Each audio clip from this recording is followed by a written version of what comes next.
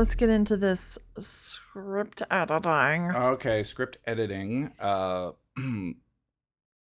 Interior, Lyra capsule, space.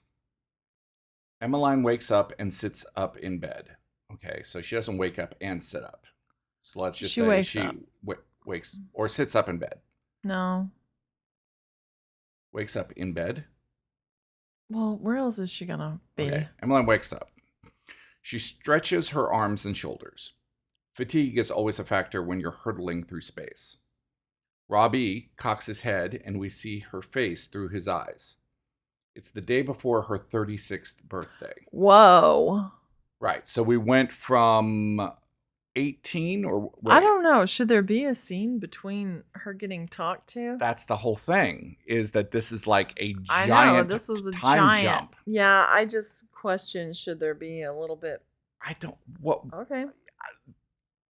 Look, the whole point of this was it's shocking. It shocked me. Another launch scene is going to be stupid. Okay. Yeah, okay. Yes. She stands up and stretches, then hits the exercise machine. She runs on the treads and also attaches TENS units to key muscle groups. Covered in sweat and moving easier, she then heads for the shower. This metal lozenge felt big for a few years, then felt so small she was convinced it was contracting. But now she mindlessly moves through the space with agility. Okay, so is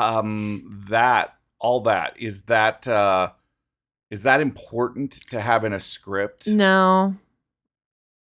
I mean, basically the vibe is that I think this maybe is home. Yeah, but I think that she mindlessly moves through the space with agility really is all you need to say. Yeah, totally. Yeah, all that other thing is just like more for a novel. Yeah. Yeah. I mean, it's not that it wasn't good. It just doesn't belong in a script. No, I appreciate knowing that. She mindlessly moves through the space with agility. The water in the shower is more of a mist, much like the mist in the garden she tends. It was suggested she keep her hair shaved, but she's grown it into a long braid. Brushing it gives her something to do. It reminds her of Earth in some way. Well, see, okay. It reminds her of Earth in some way. Well, see, to me, that is giving the actor information. Yeah, but I like that she brushing it gives her something to do, because that cues me to like, oh, maybe we're seeing her now brushing it.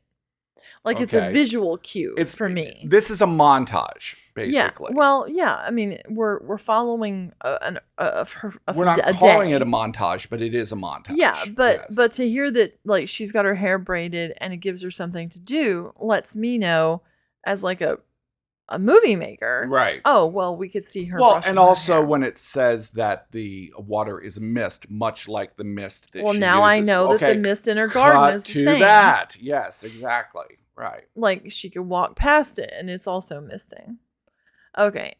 In the garden, she snaps some lettuce and peas off the vine, checks on the tomatoes, and heads for the tiny kitchen. She hits a button on the dispensing area and a scrambled egg shape pops out. She unwraps a protein bar. It's always smelly like vitamins and sticky. She hates them, so every bite of the bar is wrapped in some vegetable to cut the grainy flavor. Okay. All the scraps she puts back in the dispenser and hits a button. Standard chores ensue. The wiping and vacuuming of dead skin cells. Standard chores ensue. The wiping and vacuuming of dead skin. It feels like there should be more chores there, or you should say, like the wiping and vacuuming of dead skin cells. It felt like... Well, she's cleaning. I understand. It felt like a sentence fragment. Oh. As you were reading it. Standard chores ensue. The wiping and vacuuming of dead skin cells. Just say wiping and vacuuming. Like wiping and vacuuming dead skin cells. Okay. She wipes, Robbie vacuums. System checks, reviewing signals, and areas of interest she's passed. The high-speed camera systems kick out any unusual frames. She sees nebulas, black holes, and she's learned to hack the signal her ship sends into deep space. She uses it as a diary of sorts. For all... Oh, okay. So this is like... This is actually dialogues. Is that... Wait. Is that... No, wait. No? No. She uses as a diary of sorts Oh. for all... Okay, I see. So there's a space there, so... No, we don't need that line, though. We don't need that line. Okay, I agree. Yeah, we can cut For that. all non-Earth life forms, this must be very boring to have to listen to, but she tries to keep it interesting. That's not necessary. Right. Tomorrow, Emmeline. Tomorrow's my birthday. 365 days from the last. Earth days from the last. Oh, okay. Earth Day. Sorry, not birthday. But Earth should be capitalized. Okay. Tomorrow's my birthday. 365 Earth days from the last. I've spent 7,300 days on this ship. And for at least 7,000 of them, I've wanted to not spend another day in this tube. I miss sun. I miss hot cheese on pizza, burning the roof of my mouth, the smell of grass after it rains, and anything that might happen to surprise me. I always hated surprises, but now I'd welcome them. You talking back to me would be a surprise, so here's your chance. Send. Robbie barks and she looks down at him. He spins in a circle. Emmeline checks her screen. Message sent. Emmeline. Play incoming video, Robbie. Robbie projects video of her sister Bettina. A VR version of her stands before her. Bettina. Hey! I hope this gets to you in time. I can never remember what year you're in and I'm in and the... Wait. What year you're in and I'm in and the distance. Okay. Okay. Hey, I hope this gets to you in time. I can never remember what year you're in and I'm in and the distance. You know, I hope, though, that this will come close to your 36th birthday. I'll spin you around. Say hi to Aunt Emmy. Two kids wave and say hi. Well, I guess things are the same here, so I wish I had something unique and interesting going on here, but it's all the usual. Food shortages, energy shortage, job shortages, the whole shebang. Dad's having some persistent back pain, so he's going through a battery of tests. Mom's being very mom about the whole thing. Well, the light's beeping. Time's out. I love you. Happy birthday! Emmeline. Save message in Bettina folder. Robbie rolls over and presents his belly. She pets it, then plugs him in for charging. She goes back to her dashboard and reviews each system. The oxygen filter is at 25%, so she decides to strap on her tool belt and go clean it. She pops open a metal door in the floor and uses a tool to open the filter area. It comes out with a little mist of fog.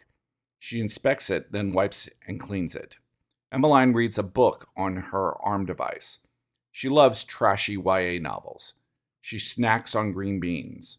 She gets a chicken patty looking thing out of the dispenser and chews on it. If it weren't for the fresh vegetables, her bowels wouldn't be able to eliminate the protein she's forced to eat. She goes back to her room, lays on her bed, and drifts off to sleep. Robbie wakes her up by playing a pre-recorded big band version of Happy Birthday. She smiles. Thank you, Robbie. She goes back through her routine of exercise, shower, and breakfast. She types a code into the food processor and it comes out with what looks like a little cake. She reaches into her bag and pulls out a 3 and a 6 that have been reused her whole life. She places them on the cake and lights the candles. She closes her eyes and then blows out the candles. Robbie, play 9th birthday party video. A beam emanates from Robbie and encompasses the room. Emmeline sits in the middle of her 9th birthday as recorded by Robbie from his perspective. Bettina hands young Emmeline a present. Don't get your hopes up, Emmy. Mom and Dad don't give me enough to get you anything good. Jeffrey. Bettina, you know that's not true. Bettina. It was a joke, Dad, jeez. Emmeline tries to open what is obviously a poster. You know what it is, but you don't know what it is. The family joins in on what it is. Everyone laughs. The poster is wrapped tightly. Grace. Jeffrey, can you help with that? Jeffrey. Emmy, can you give it to me a sec? He picks up a cake knife still with frosting on it. He licks it off and slices open the colorful paper. He then hands it back to Emmeline. Emmeline opens up the poster and her eyes light up. Robbie. Bettina. Most of the forbidden shuttlet. No, I think that's supposed to be planet. That's weird. Yeah, it's supposed to be planet. Most of the Forbidden Planet posters only have him in the background. I had to really scour the net to get him in the starring role. I love it. Jeffrey takes the poster and pulls out and unrolls it as far as he can so she can see it fully. Robbie, freeze video. Enlarge. The poster image fills the wall. She looks at the image quietly. Robbie, in video and confirm duplicate save. Okay. Boy, she has a very boring, sad life up there. And that's kind of what we're going for here, is to sort of create this I mean, to be 36 mood. Yeah. She's like not able to be with like her sister, her sister's kids, her parents. Nope. Ooh, you just kind of, I think through that whole thing, you just kind of feel the. Well, that's what you're really going for. You want to create this kind of sadness of being by herself and doing these things. Her autism. And then her living in the past. Yeah, but like her autism maybe keeps her from feeling like wanting to be social or be around people. Right.